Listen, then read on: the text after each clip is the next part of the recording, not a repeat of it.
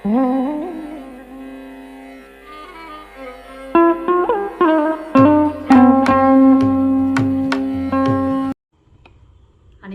நம சிவைய வாழ்க, நாதன் தாள் வாழ்க.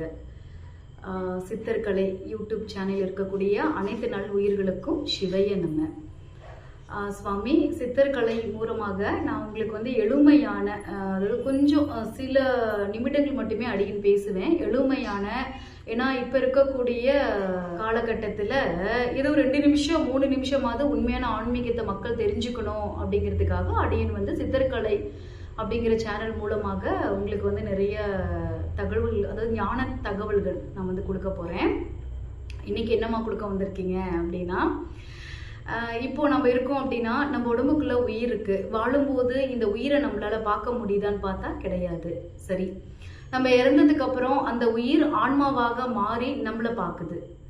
சரி, இன்னொன்று யோசிச்சு பாருங்களேன். இப்போ நம்ம உயிர் வெளியேற போகுது, டாக்டர் சொல்லிட்டாங்க ஒரு 2 மணி நேரத்துல உயிர் பிரிய போகுது அப்படின்னா, நம்மளை சுத்தி ஒரு 10 பேர், ஒரு 15-20 பேர் இருக்காங்க அப்படின்னா, இந்த உயிர் வெளியேறும் போது உயிரோடு இருக்கக்கூடிய அந்த உயிர்களுக்காவது நம்ம உயிர் தெரியுதா, வெளியேறும் போது பார்க்க முடியுதான்னு பார்த்தா நிச்சயமா கிடையாது.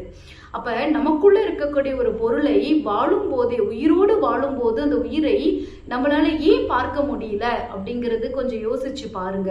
ஏன் பார்க்க முடியாது அப்படின்னா, இந்த உடலையும் இந்த மனதையும் கடந்து ஆன்மா அப்படிங்கிற மிகப்பெரிய ஒரு மெய்ப்பொருள், ஒரு பரபிரம்மம், ஈசன் கூட சொல்லலாம், சிவம் கூட சொல்லலாம், அதை சக்தி கூட சொல்லலாம். குரு பிரம்மா, குரு விஷ்ணு, குரு தேவோ மகேஸ்வர, குரு சாட்சாத் பரபிரம்மா, தஷ்மை ஸ்ரீ குருவே நமக அப்படின்னு சொல்லக்கூடிய விஷ்ணு பகவான்ல இருந்து அனைத்துமே அந்த ஆன்மாவாக இருக்கிறாங்க. சிவ சிவ.